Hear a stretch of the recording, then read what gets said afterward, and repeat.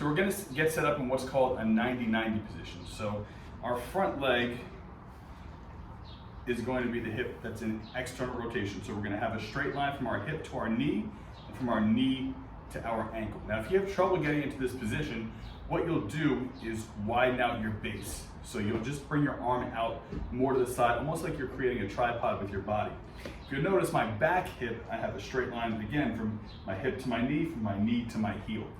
So from here, what we'll be doing is focusing on the front leg and just utilizing that same concept of low-level pales rails by driving this front leg from my knee, from my shin, from my foot into the ground, working up to 40% of your greatest maximum contraction, and then working down to 10%, and then working back up to 40% for the amount of time prescribed. So we'll start by creating tension throughout our body. We're gonna drive our knee, drive our shin, drive our ankle into the ground.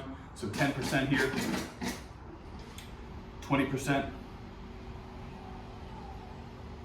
30%, 40%. And then we'll start to take that pressure off, slowly going back down the same way that we came up. So 30%, 20%, 10%. What you can really think about in this position is feeling the weight of your shin into the ground, almost as if the ground were a scale. And when we're working up during our pales contraction or progressively increasing the tension, that scale is getting heavier because you're putting more pressure into it. As we work backwards and we work down to 10%, you're taking the amount of pressure off the scale. So if you saw a number in front of you, that number would slowly go down.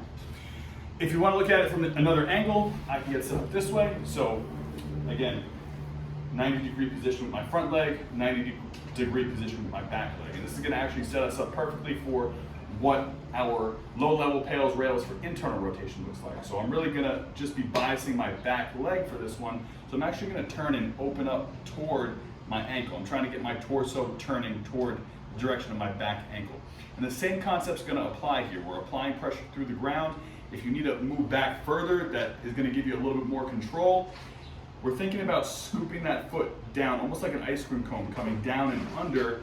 So we're working into internal rotation. That would be with this leg. Obviously, the ground is going to provide an isometric contraction, so that doesn't happen, but that's the idea to think about. So with that back leg, we're going to start to scoop, working 10%, working 20%, 30%, 40%, and then we'll work back down 30%, lightly coming off 20%, 10%, and then working back up to 20%, 30%, 40%. And you'll continue to do that for the amount of time prescribed.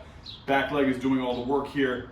Again, this is biasing your internal rotation, so we're trying to create more capacity through that hip in that internally rotated position. All right, so that's our low-level pales rails for hip external rotation and hip internal rotation.